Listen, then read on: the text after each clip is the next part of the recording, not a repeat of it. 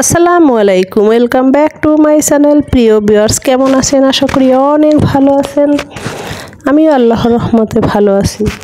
আমাদের প্রতিটি মানুষের বেঁচে থাকার জন্য ডিসিপ্লিন মেনে চলা উচিত। এই দেখুন, আমি সকাল সকাল একদম ভোরবেলা খালি পেটে গাছ থেকে নিম পাতা ছিঁড়ে নেব, আর এর সঙ্গে আরও একটা পাতা নেব। প্রতিটা মানুষের প্রতিদিন স্বাস্থ্য ভালো রাখার জন্য কিছু না কিছু খাবার খাওয়া উচিত, সেইটা পরিশুদ্ধভাবে। তো গাছের পাতা, নিম পাতা এমনিতেই শারীরিক অনেক কাজে লাগে, বিশেষ করে ব্লাডে সুগার জমতে দেয় না। আর যারা সুগারের পেশেন্ট তারা তো অবশ্যই এটা খাবেন। তো তিতা দিয়ে সকালবেলা শুরু করলে দিনটা ভালো যায়, পেট ভালো থাকে। আমি নিম পাতা নিলাম, করল্লা পাতাও নিলাম। এইটা হাতের কাছে আমার সবসময় থাকে। করল্লা পাতাটা দারুণ উপকারী। তো সবগুলো যেটুক লাগবে আমি নিয়ে ধুয়ে ফ্রেশ করে নিলাম। এবারে খালি পেটে এই পাতাগুলো খাবো। ওই রোগ হলে যে খেতে হবে এমন কথা না, প্রতিটা মানুষের এটা খাওয়া উচিত, অবশ্যই উচিত। আমরা যেভাবে খাদ্যে ভেজাল খাই, কি করব, টুকটাক ফ্রেশ থাকার জন্য এভাবে খাওয়া উচিত। এবারে আমি দেখুন ছাদে আসছি রোদ নিতে। রোদ নিয়ে চারিপাশটা একটু ঘুরে ঘুরে আপনাদের মাঝে শেয়ার করছি। এখানেও অনেক ঔষধি গাছ আছে, যেমন তুলসী পাতা, ওই আম গাছের পাতা, নয়নতারা ফুল পাতা, এগুলো সব কিন্তু ঔষধি গুণে ভরপুর। তো সকালবেলা উঠে যেমন রোদ নেওয়াটা শারীরিক যেমন উপকার, খাবারগুলোও কিন্তু উপকারী। আমাদের প্রতিটি মানুষের পাশে গাছপালা আছে, তো আমরা সেখান থেকে একটু একটু করে খেলে কিন্তু আমরা উপকৃত হই। করল্লা পাতা আর নিম পাতায় যেমন সুগার নিয়ন্ত্রণ থাকে, যাদের নেই তাদের হবে না, যাদের আছে নিয়ন্ত্রণ থাকবেন।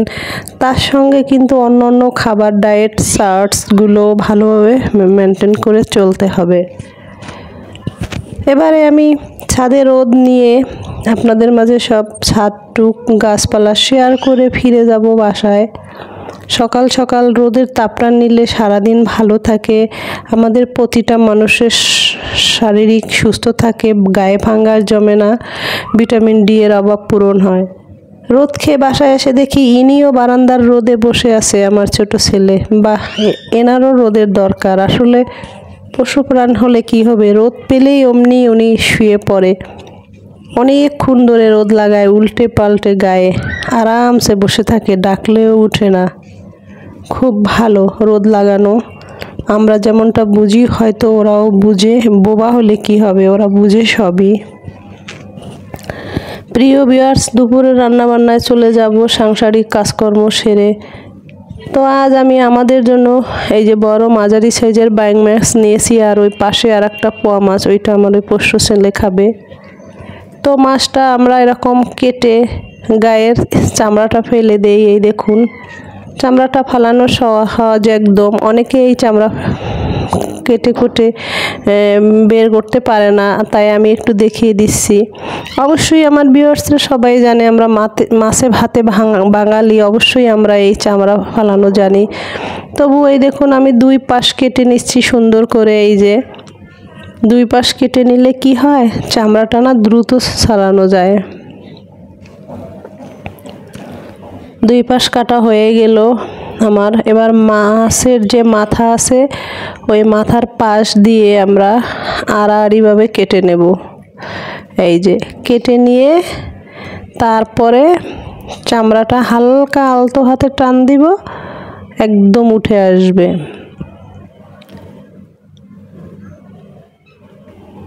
এই দেখুন কি সুন্দর সহজভাবে উঠে গেছে। আর এই মাছটা একদম গোশের মতো খেতে লাগবে, ওইভাবেই রান্না করব। তো চামড়াটা থাকলে ওই রান্নাটা খেতে মজা না, যেটা আমি রান্না করব যেভাবে। এই চামড়াটা তো কিছু নেইও, ব্যাস ফালানো হয়ে গেল। এভাবে কিন্তু আমি সবগুলো মাছের চামড়া ফেলে নেব। আর এই মাছটা ডিমও হয়েছে, ছোট ছোট করে কেটে নিচ্ছি। তো এভাবে সবগুলো কেটে নিয়ে রান্নায় চলে যাব প্রিয় ভিউয়ার্স। চলে আসলাম রান্নায়। চুলায় প্যান বসিয়েছি, মাঝারি জাল দেব, চুলা হাই হিট করে নেব না। তো তেলের উপরে দারুচিনি, এলাচ, লং ফোড়ন দেব সুঘ্রাণটা আসার জন্য। এমনিতেই গোশের মতোই রান্না করব। এবার দিয়ে দিচ্ছি পেঁয়াজ পরিমাণ মতো, দিয়ে হালকা একটু নেড়েচেড়ে ভেজে নেব। জাস্ট ওই পেঁয়াজের যে একটা কাঁচা গন্ধ আছে ওইটা গেলেই হয়েছে। তো মোটামুটি আমার পেঁয়াজ কষানো হচ্ছে প্রিয় ভিউয়ার্স। এবার আমি মাছ দিয়ে দেব, মাছ দিয়ে তেলের উপরে ভেজে নেব। এইটাও হালকা করে ভেজে নেব। প্রিয় ভিউয়ার্স, যারা নতুন দেখছেন প্লিজ সাবস্ক্রাইব করবেন, যারা পুরানো আমার বন্ধু তারা আমাকে অবশ্যই কমেন্ট করবেন আর লাইক করবেন। দেখুন মাছটা হালকা ভেজে হলুদ পাউডার, মরিচ পাউডার দিয়ে দিলাম। একটু ভালোভাবে তেলের সঙ্গে মিশিয়ে কষিয়ে নেব। একটু সামান্য ঝাল বাড়িয়ে দিলাম, কারণ হলুদ মরিচ পাউডারের ঝালটা বাড়িয়ে দিলে খেতে ভাল লাগবে, কারণ এখানে মিষ্টির আইটেম পড়বে। স্বাদ মতো লবণ দিয়েছি। এবারে আমি অল্প করে পানি দিয়ে কষিয়ে নেব। মিষ্টি বলতে টক দই, ওইটা হালকা মিষ্টি হয়। তো টক দই দিয়ে এই বাইং মাছটা রান্না করছি। দিয়ে দিলাম আদা জিরা রসুন বাটা। এবারে ফাইন করে কষিয়ে নিচ্ছি। এই দেখুন কষানোটা দারুণ হচ্ছে। তেল ছেড়ে দেবে সমস্ত মশলাপাতি কষানোর পরে।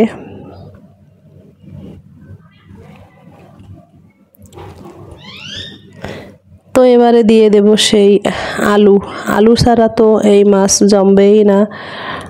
প্রিয় মাছের সঙ্গে আলু, এই মাছটার ডিমও হয়েছে মাছগুলোতে, সবগুলো দিয়ে আবার কষিয়ে নিচ্ছি। আশেপাশে প্রচুর শব্দ দূষণ, কি বলবো, আমার মুখে জড়িয়ে যাচ্ছে কথা বলতে গিয়ে, কি বলবো প্রিয় ভিউয়ার্স, তো ক্ষমা করে দিবেন প্লিজ। মশলা সহ আলু মাছ ভালোভাবে কষানো হয়ে গেছে। এবারে আমি টক দই দিয়ে দেব, একদম অল্প করেই দিব। আর টক দই দিয়ে মাছ কষা করে রান্না করলে সেটা খেতে দারুণ লাগে। আমরা চিকেন দিয়ে করি, কিন্তু মাছ দিয়ে অনেকেই করে, আবার অনেকে করে না, আমি খাই প্রায়। তো টক দই দিয়েও ভালো করে কষিয়ে নিচ্ছি প্রিয় ভিউয়ার্স। কষানো হয়ে গেছে, দেখুন তেল ছেড়ে দিছে, মশলাপাতি একদম ড্রাই হয়ে গেছে, দইটাও ভালোভাবে কষানো হয়ে গেছে। এবারে আমি ঝোল দিয়ে দেব পরিমাণ মতো পানি। ব্যাস, এখন মাঝারি আছে চুলার মিনিমাম 4 থেকে 5 মিনিট জাল দিয়ে নেব, আর একদম গায়ে মাখা মাখা করে নেব ঝোলটা।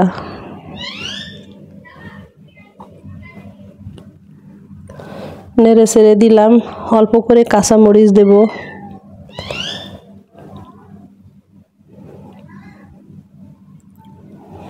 তো ফুটে আসতেছে জাল পেয়ে।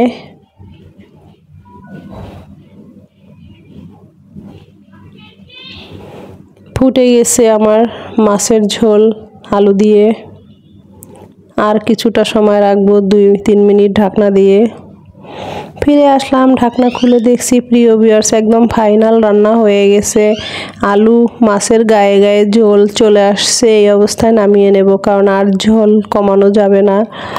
আলু আছে যেহেতু ঝোলটা টেনে নিয়ে যাবে। তো এর সঙ্গে কিন্তু আমার আরও রান্না বান্না আছে প্রিয় ভিউয়ার্স।